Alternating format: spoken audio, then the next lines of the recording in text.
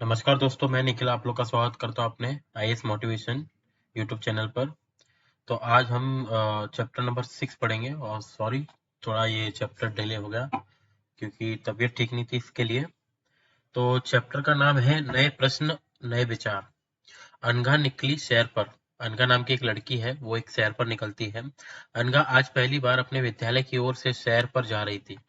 इसके लिए शहर का मतलब होता है घूमने जा रही थी। इसके लिए उसने देर रात पुणे महाराष्ट्र से वाराणसी उत्तर प्रदेश की ट्रेन पकड़ी। स्टेशन पर अनघा को छोड़ने आई उसकी मां ने अध्यापिका से कहा, बच्चों को बुद्ध के बारे में बताने के साथ साथ उन्हें सारनाथ दिखाने भी ले जाइएगा। मतलब उसकी माँ ने उसको उनके जो अध्यापिका साथ में थी उनको बोला कि बुद्ध बुद्ध के बारे में बताने के साथ साथ उन्हें सारनाथ दिखाने भी ले जाइए। सारनाथ एक जगह का नाम है, ठीक है। तो देखते हैं इस चैप्टर में बुद्ध की कहानी। बुद्ध धर्म थे, बुद्ध भगवान जो है उनकी कहानी बताई गई है। क्या बताया गया है देखते हैं। बौद्ध धर्म के संस्थापक सिद्धार्थ थे, जिन्हें गौतम के नाम से भी जाना जाता है। बौद्ध धर्म के क्या थे? संस्थापक सिद्धार्थ थे, जिनको किसके नाम से जाना जाता है? गौतम के नाम से भी जाना जाता है। उनका जन्म लगभग 2500 वर्ष पूर्व हुआ था। उनका जन्म कभी 2500 साल पहले हुआ था। यहाँ वह समय था जब लोगों के जीवन में तेजी से परिवर्तन हो रहे थे। जैसा कि तुमने अध्याय 5 में पढ़ा, महाजनपदों के कुछ राजा इस समय बहुत शक्तिशाली हो गए थे। हजारों सालों के बाद फिर से नगर उभर रहे थे। गांवों के जीवन में भी बदलाव आ रहा था। बहुत से विचारक इन परिवर्तनों को समझने का प्रयास कर रहे थे। वे जीवन के सच्चे अर्थ को भी जानना चाह रहे थे। बुद्ध क्षत्रिय थे। बुद्ध कौन थे? क्षत्रिय थे। शाक्य नामक एक छोटे से गण से संबंधित थे। युवावस्था में ही ज्ञान की खोज में उन्होंने घर के सुखों को छोड़ दिया। मतलब जब वो युवा थे, मतलब जवान थे, उन्होंने ज्ञान की मतलब ज्ञान लेने के लिए उन्होंने क्या किया था? अपने घर को छोड़ दिया था ज्ञान की खोज करने के लिए, मतलब शिक्षा लेने के लिए। उन्होंने क्या किया था? घर को छोड़ दिया था। अनेक वर्षों तक वे भ्रमण करते रहे। कितने अनेक वर्षों तक वे भ्रमण करते रहे, घूमते रहे, अन्य विचारकों से मिलकर चर्चा करते रहे। ज्ञान प्राप्ति के लिए उन्होंने स्वयं ही रास्ता ढूंढने का निश्चय किया। जब कोई नहीं मिला तो उन्होंने खुद से ही रास्ता मतलब ढूंढने का निश्चय लिया, ठीक है। इसके लिए उन्होंने बोध गए, मतलब बोध गया। इसके लिए कहाँ गए थे? बोध एक जगह का नाम है जो बिहार स्टेट में स्थित है। मैं बोध बिहार में एक पीपल के नीचे कई दिनों तक तपस्या की। अंत उन्हें ज्ञान प्राप्त हुआ। इसके बाद से वे बुद्ध के रूप से जाने गए। मतलब वो बिहार में बौद्ध नाम की एक जगह पर गए और वहां पर एक पीपल के नीचे उन्होंने तपस्या की। उसके बाद उन्हें ज्ञान प्राप्त हुआ। इसके बाद से वे बुद्ध के रूप में जाने गए। यहाँ से वे वाराणसी के निकट निकट स्थित सारनाथ गए, जहाँ उनकी अध्यापिका को बोला गया था सारनाथ भी लेके जाइए। तो उसके बारे में बताया गया सारनाथ। यही इसी जगह जाने के लिए बोल रहे थे, जो सारनाथ है ना, इसी जगह जाने बोल रहे थे, जहाँ उन्होंने पहली बार उपदेश दिया। कुशीनारा से में मृत्यु से पहले का शेष जीवन उन्होंने पैदल ही एक स्थान से दूसरे स्थान की यात्रा करने और लोगों को शिक्षा देने में व्यतीत किया। उन्होंने अपना मतलब लोगों को शिक्षा देने में ही अपना जीवन व्यर्थ किया था। बुद्ध ने शिक्षा दी कि यह जीवन कष्टों और दुखों से भरा हुआ है और ऐसा हमारी इच्छा और लालसाओं जो हमेशा पूरी नहीं हो सकती के कारण होता है। मतलब ये जो बुद्ध ने क्या शिक्षा दी थी लोगों को, कि जो हमारा जीवन है जो कठिनाइयों से और दुखों से भरा हुआ है, और ये हमारी इच्छा की मतलब जो हमारा जो इच्छा की जो लालच होती है, जो हमेशा पूरी नहीं हो सकती, इसके कारण होता है। कभी कभी हम जो चाहते हैं वह प्राप्त कर लेने के बाद भी संतुष्ट नहीं होते हैं। कभी कभी हम लोग मतलब जो भी चीज चाहते हैं कि ये चीज मिल जाए, फिर भी उसको चीज पाने के बाद संतुष्ट नहीं होते हैं एवं अधिक अथवा अन्य वस्तुओं को पाने की इच्छा करने लगते हैं। बुद्ध ने इस लिप्सा को तपवा तृष्णा कहा है। बुद्ध ने शिक्षा दी कि आत्म संयम अपनाकर हम ऐसी लालसा से मुक्ति पा सकते हैं। आत्मसंयम मतलब अपने आप पर भरोसा कर कर ना हम ऐसी लालच से मुक्ति पा सकते हैं, उन्होंने ये बताया था। ये जो दिया गया आत्मसंयम अपना कर, मैं जो भी अंडरलाइन कर रहा हूँ वो इंपॉर्टेंट चीजें हैं। तो आप इनको ऐसा एक बार मतलब ऐसा नहीं कि पढ़ा रहा हूँ तो आप उसी चीज को देखो। तो इस चीज को भी आप देख सकते हो, ठीक है। उन्होंने लोगों को दयालु होने तथा मनुष्यों के साथ जानवरों के जीवन का भी आदर करने की शिक्षा दी। वे मानते थे कि हमारे कर्मों के परिणाम चाहे वे अच्छे हो या बुरे हो, हमारे वर्तमान जीवन के साथ साथ बाद के जीवन को भी प्रभावित करते हैं। बुद्ध ने अपनी शिक्षा सामान्य लोगों की प्राकृतिक भाषा में दी, इससे सामान्य लोगों भी उनके संदेश को समझ सके। वेदों की रचना के लिए किस भाषा का प्रयोग हुआ था? मतलब बुद्ध जी ने क्या बताया है, बुद्ध जो थे ना, बुद्ध धर्म के जो मतलब भगवान थे, उन्होंने क्या बताया कि उन्होंने ये बोला था कि लोगों को दयालु होने तथा मनुष्यों के साथ जानवरों के जैसा व्यवहार ना करें। उनके साथ आदर से रहें, ये सब चीजें बताई गई थी, प्रेम भाव से रहें। बुद्धों ने कहा कि लोग किसी शिक्षा को केवल इसलिए नहीं स्वीकार करें कि यह उनका उपदेश है, बल्कि वे उसे अपने विवेक से मापे। आओ देखो उन्होंने ऐसा किस प्रकार किया। उप, उपनिषद उपनिषद ठीक है।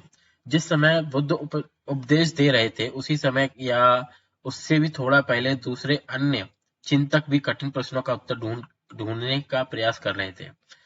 उनमें से कुछ मृत्यु के बाद के जीवन के बारे में जानना चाहते थे, जबकि अन्य यज्ञों की उपयोगिताओं के बारे में जानने को उत्सुक थे। मतलब जब वो उपदेश दे रहे थे ना बुद्ध भगवान, तो वहां पर मतलब काफी लोग ऐसे थे कि जो मतलब कुछ प्रश्नों के उत्तर ढूंढने की कोशिश कर रहे थे, कुछ जीवन के मृत्यु के बारे में पूछना चाहते थे, कुछ यज्ञों के बारे में पूछना चाहते थे। इनमें से अधिकांश चिंतकों का यह मानना था कि इस विश्व में कुछ तो ऐसा है जो कि स्थायी है।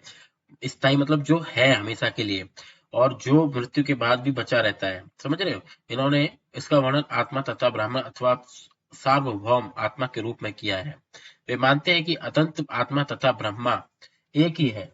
ऐसे कई विचारों का संकलन उपनिषदों में हुआ है। उपनिषद उत्तर वैदिक ग्रंथों का हिस्सा थे। उपनिषद का शाब्दिक अर्थ है कि गुरु के समीप बैठना। इन ग्रंथों में अध्यापकों विद्यार्थियों के बीच बातचीत का संकलन किया गया है, प्रांत ये विचार सामान्य वार्तालाप के रूप में प्रस्तुत किए गए हैं। ठीक है, आगे बढ़ते हैं। जैसे कि मतलब इसमें बताया गया है कि मतलब ये लोग सोचते हैं कि ये ऐसी कोई तो चीज है जो अस्थाई है। अस्थाई मतलब मरने के बाद भी रह जाती है, और उसका इन्होंने क्या ब्रह्मा के साथ में एक वर्णन किया है। ठीक है, आगे देखते हैं हम। इन चर्चाओं में भाग लेने वाले अधिकांश पुरुष ब्राह्मण तथा राजा होते थे। मतलब इस जो भी सभा होती थी, इन चर्चाओं में कौन कौन भाग लिया करते थे? तरह पुरुष हुए, ब्राह्मण हुए तथा राजा होते थे। गार्गी भी कभी गार्गी जैसे स्त्री प्रचारकों का भी उल्लेख मिलता है। विद्वता के लिए प्रसिद्ध गार्गी राज दरबारों में होने वाले वाद विवाद में भाग लिया करती थी। निर्धन व्यक्ति इस तरह के वाद विवाद में बहुत कम ही हिस्सा लेते थे। इस तरह का एक प्रसिद्ध अपवाद सत्यकाम जावाल का है। सत्यकाम जावाल का नाम उसकी दासी माँ के नाम पर पड़ा। सत्यकाम के मन में सत्य जानने की तीव्र जिज्ञासा उत्पन्न हुई। गौतम नामक एक ब्राह्मण ने उन्हें अपने विद्यार्थी के रूप में स्वीकार किया। जो सत्यकाम नाम का एक व्यक्ति है, उसको क्या है, सत्य जानने की बहुत बड़ी जिज्ञासा। सत्यकाम का मन में एक सत्य जानने की तीव्र जिज्ञासा उत्पन्न होती थी। तो गौतम नाम के एक ब्राह्मण है, उन्होंने उसे अपने विद्यार्थी के रूप में उसको स्वीकार किया। ठीक है, किसके रूप में स्वीकार किया? इसमें आपको इसका सत्यकाम नाम को याद रखना है। इससे रिलेटेड काफी क्वेश्चन आ सकते हैं। वह अपने समय के सर्वाधिक प्रसिद्ध विचारकों में से एक बन गए। उपनिषदों के कई विचारों का विकास बाद में प्रसिद्ध विचारक शंकराचार्य के द्वारा किया गया, जिनके बारे में तुम कक्षा 7 में पढ़ोगे। ठीक है। जैन धर्म अब क्या आया है? जैन धर्म मतलब जैन धर्म की कैसे गणना हुई थी, कैसे जैन धर्म बना था, ये सब चीजें बताई गई। इसी युग में अर्थात लगभग 2500 वर्ष पूर्व जैन धर्म के 24वें तथा अंतिम तीर्थकार वर्धमान महावीर ने भी अपने विचारों का प्रसार किया। वह बज्जीय संघ के लिच्छवी कुल के जैन धर्म के भगवान कौन है? महावीर भगवान है। ठीक है, कौन है? महावीर भगवान, याद रखना। कि कुल एक क्षत्रिय राजकुमार थे। इस संघ के विषय में तुमने अध्याय 5 में पढ़ा है। 30 वर्ष की आयु में उन्होंने घर छोड़ दिया था और जंगल किस साल की उम्र में उन्होंने घर छोड़ दिया था और जंगल में रहने लगे थे। 12 वर्ष तक उन्होंने कठिन व एकाकी जीवन व्यतीत किया। इसके बाद उन्हें ज्ञान प्राप्त हुआ। 12 साल तक उन्होंने कठिन परिश्रम किया, उसके बाद उनको जाकर ज्ञान प्राप्त हुआ। उनकी शिक्षा सरल थी। सत्य जानने की इच्छा रखने वाले प्रत्येक स्त्री व पुरुष को अपना घर छोड़ देना चाहिए। जो सच जानने की जो इच्छा रखते हैं ना अपने मन में, तो उनको अपना घर छोड़ देना चाहिए, ऐसा उनका उपदेश होता था। उन्हें अहिंसा के नियमों का कड़ाई से पालन करना चाहिए, अर्थात किसी भी चीज को ना ना तो कष्ट देना चाहिए और ना ही उसकी हत्या करनी चाहिए। उनका एक ये भी उपदेश था, जो ऐसा सोचते हैं उनको किसी भी चीज को नष्ट नहीं करना चाहिए और ना किसी की हत्या करना चाहिए। महावीर का कहना था, सभी जीव जीना चाहते हैं, सभी के लिए जीवन प्रिय है। महावीर ने अपना शिक्षा प्राकृत में दी। यही कारण है कि साधारण जन भी उनके साथ उनके अनुयायियों की शिक्षाओं को समझ सके। देश के अलग अलग हिस्सों में प्रकृति के अलग अलग रूप प्रचलित थे। प्रचलन क्षेत्र के आधार पर ही उनके अलग अलग नाम थे। जैसे मगध में बोली जाने वाली प्राकृत मागधी कहलाती थी। मतलब उनका महावीर भगवान का एक ही उपदेश होता था कि जिस इंसान को इच्छा, मतलब सच जानने की जो इच्छा होती है, उनको किसी भी चीज को नष्ट नहीं करना चाहिए, किसी की हत्या नहीं करना चाहिए। जैसे आज हम चिकन मटन वगैरह जो भी खाते हैं, तो उसके लिए मतलब जानवरों की हत्या की जाती है, जैसे कि तुम जानते हो, चिकन शॉप में, मटन शॉप में, उस हिसाब से बताया इन्होंने। जैन नाम से जाने गए महावीर के अनुयायियों को भोजन के लिए भिक्षा मांगकर, भिक्षा का मतलब होता है भीख मांगकर, ठीक है, भिक्षा मांगकर सादा जीवन बिताना होता था। उन्हें पूरी तरह से ईमानदार होना पड़ता था तथा चोरी न करने की इन्हें सख्त हिदायत दी थी। उन्हें ब्रह्मचर्य का पालन करना होता था। पुरुषों को वस्त्रों सहित सब कुछ त्याग देना पड़ता था। मतलब पुरुषों को क्या था, उनका उपदेश क्या था कि पुरुष भी होंगे ना, उनको भी अपने बस्तर तक त्याग देने थे। त्याग देना मतलब छोड़ देना था, ठीक है, ऐसी ऐसी बातें थी। अधिकांश व्यक्तियों के लिए ऐसे कड़े नियम का पालन करना बहुत कठिन था। मतलब बहुत से लोग ऐसे थे जो ऐसे इतने कड़े नियम पालन नहीं कर पाते थे। फिर भी हजारों व्यक्तियों ने इस नई जीवन शैली को जानने और सीखने के लिए अपने घरों को छोड़ दिया। फिर भी उनके कहने पर हजारों लोगों ने ऐसा करने की जिज्ञासा की और अपने घर को क्या किया, छोड़ दिया था, ठीक है। कई अपने घरों पर ही रहे और भिक्खू भिक्खुणी बने लोगों को भोजन प्रदान कर उनकी सहायता करते रहे।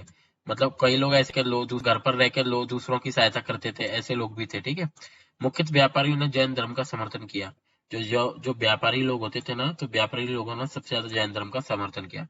किसानों के लिए इन नियमों का पालन अत्यंत कठिन था, क्योंकि फसल की रक्षा के लिए उन्हें कीड़ों मकोड़ों को मारना पड़ता था। किसान लोग को क्या था, कीड़े मकोड़े तो मारने, क्योंकि उनकी फसल नष्ट हो जाएगी उनके बिना। तो बाद की सर्दियों में जैन धर्म उत्तर भारत के कई हिस्सों के साथ साथ गुजरात, तमिलनाडु और कर्नाटक में भी फैल गया। कैसे कैसे धीरे धीरे कहाँ कहाँ फैला, गुजरात में फैला, तमिलनाडु में, कर्नाटक में भी, ऐसे कर करके सब में फैल गया था। महावीर तथा उनके अनुयायियों कई शताब्दियों तक मौखिक रूप में ही रही। वर्तमान रूप में उपलब्ध जैन धर्म की शिक्षाएं लगभग 1500 वर्ष पूर्व गुजरात में वल्लभी नामक स्थान पर लिखी गई। कहाँ लिखी गई है? वल्लभी स्थान नाम पर, याद रखना है, ये इंपॉर्टेंट है। अब चलो आगे बढ़ते हैं। संघ, ठीक है। महावीर तथा बुद्ध दोनों का ही मानना था कि घर का त्याग करने पर ही सच्चे ज्ञान की प्राप्ति हो सकती है। महावीर और बुद्ध भगवान का क्या मानना था, के बाद ही ज्ञान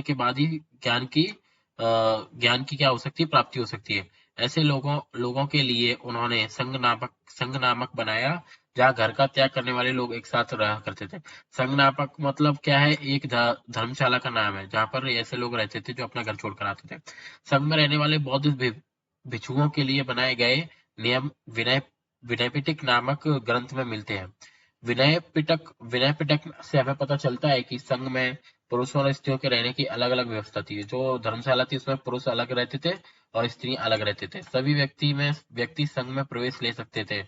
हालांकि संघ में प्रवेश के लिए बच्चों को अपने माता पिता से, दासों को अपनी स्वामी से, राजाओं को, यहाँ काम करने वाले लोगों को राजस्व तथा कर्जदारों को अपने कर्ज देनदारों से अनुमति लेनी होती थी। एक स्त्री के लिए इसके लिए अपने पति से अनुमति, तो जो भी व्यक्ति आना चाहता था ना, सबको अपने बड़ों से अनुमति लेनी पड़ती थी कि हमें वहां जाना है, ऐसा। और एक स्त्री आती थी तो उसको अपने पति की आज्ञा के बिना उसको वहां रखा नहीं जाता था। संघ में प्रवेश लेने वाले स्त्री पुरुष बहुत सादा जीवन जीते थे। वे अपना अधिकांश समय ज्ञान करने में बिताते थे और दिन के एक निश्चित समय में वे शहरों तथा गांव में जाकर भिक्षा मांगते थे। क्या करते थे? मतलब सबसे ज्यादा वो ज्ञान लेने का काम करते थे, और जो समय एक निश्चित समय रख लिया जाता था जिसमें वो भिक्षा मांगने जाते थे, ठीक है। यही कारण है कि उन्हें भिक्खु व भिक्खुणी, साधु भिखारी के लिए प्राकृत शब्द कहा गया है। वे के आम लोगों को शिक्षा देते थे और साथ ही एक दूसरे की सहायता भी करते थे। तो देख रहे हो ना कैसा था, मतलब वो जो संघ नामक जो धर्मशाला थी उसमें क्या क्या कराते थे। तो भिक्षा भी मांगते थे, ज्ञान भी दिया जाता था। किसी तरह की आपसी लड़ाई का निपटारा करने के लिए वे प्राय बैठक भी किया करते थे। अगर कोई भी किसी भी तरह की लड़ाई हो जाती थी तो मतलब मीटिंग करते थे, वो बैठ के करते थे। संघ में प्रवेश लेने वालों में ब्राह्मण, क्षत्रिय, व्यापारी, मजदूर, नाई, गणिकाएं तथा दास शामिल थे। मतलब जो संघ में जो रहते थे वो क्या कौन कौन सी जाति से थे? ब्राह्मण भी थे, क्षत्रिय भी थे, व्यापारी भी थे, दास भी थे, मजदूर भी थे, नाई भी थे। मतलब कोई भी जाति धर्म का वो नहीं था उसमें कि ये ऊंची जात का, ये नीची जात का, ऐसा कुछ भी नहीं था। इनमें से कई लोगों ने बुद्ध की शिक्षाओं के विषय में लिखा था। कुछ लोगों ने संघ में अपने जीवन के विषय में सुंदर कविताएं की रचना की, ठीक है। ये हो गया। अब देखते हैं बिहार। बिहार स्टेट है, ठीक है, क्या है? जैन तथा बौद्ध भिक्षु पूरे साल एक स्थान से दूसरे स्थान घूमते हुए उपदेश दिया करते थे। केवल वर्षा ऋतु में जब यात्रा करना कठिन हो जाता था तो वे एक स्थान पर ही निवास करते थे। ऐसे समय वे अपने अनुयायियों द्वारा उद्यानों में बनवाए गए अस्थायी निवासों में अथवा पहाड़ी क्षेत्रों में की प्राकृतिक गुफा में रहते थे। तो जब बारिश का मौसम होता था वो पहाड़ों में जाकर रहते थे, और वह मतलब बारिश के टाइम पे उनको एक स्थान से दूसरे स्थान पर जाने में काफी कठिनाइयां होती थी, इसलिए वह एक स्थान पर बारिश के टाइम पर एक ही स्थान पर रुकते थे ज्यादातर। जैसे जैसे समय बीतता गया, भिक्खु भिक्षुणियों ने इसमें तथा उनके स्थायी शरण स्थलों की आवश्यकता का अनुभव किया, तथा कई शरण स्थल बनाए गए जिन्हें विहार कहा गया है। लकड़ी के बनाए गए थे तथा बाद में इनके प्रयोग होने लगा, ईंटों का प्रयोग होने लगा। पश्चिमी भारत में विशेषकर कुछ बिहार पहाड़ियों को खोदकर बनाए गए। बिहार का मतलब इधर स्टेट नहीं है, बिहार का मतलब ये है कि झोपड़ी। ठीक है, ये थोड़ा देख लेना आप, गलती से मैंने बहुत बोल दिया। किसी धनी व्यापारी राजा अथवा भूस्वामी द्वारा दान में दी गई भूमि पर विहार का निर्माण होता था। विहार मतलब उसका झोपड़ी या घर बनाने का निर्माण। स्थानीय व्यक्ति भिक्षु भिक्षुणियों के लिए भोजन, वस्त्र तथा दवाइयां लेकर आते थे, जिसके बदले में भिक्षु और भिक्षुणियां लोगों को शिक्षा देते थे। आगे आने वाली शताब्दियों में बौद्ध धर्म उपमहाद्वीप के विभिन्न हिस्सों के साथ क्षेत्रों में भी फैल गया।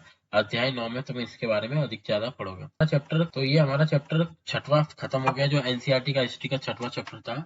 और सॉरी, काफी दिनों से मैं वीडियो नहीं डाल पाया था, क्योंकि आप लोग को भी पता है मौसम इतना बिगड़ा हुआ है, तो सबकी तबीयत थोड़ा बिगड़ रही है, इसलिए मैं भी थोड़ा ठीक नहीं था, नॉट वेल था, इसलिए वीडियो में थोड़ा लेट हो गया। और ठीक है, आप इसी तरह हमारी वीडियो देखते रहिए, और भी कुछ भी डाउट रहेगा तो आप पूछिए बिंदास, हम आपकी हेल्प करेंगे। कमेंट कीजिए, वीडियो को लाइक कीजिए, सब्सक्राइब कीजिए, और हमारे यूट्यूब चैनल को सब्सक्राइब कर आप हमारे इंस्टाग्राम को भी सब्सक्राइब फॉलो कीजिए। ठीक है, थैंक यू, गुड नाइट।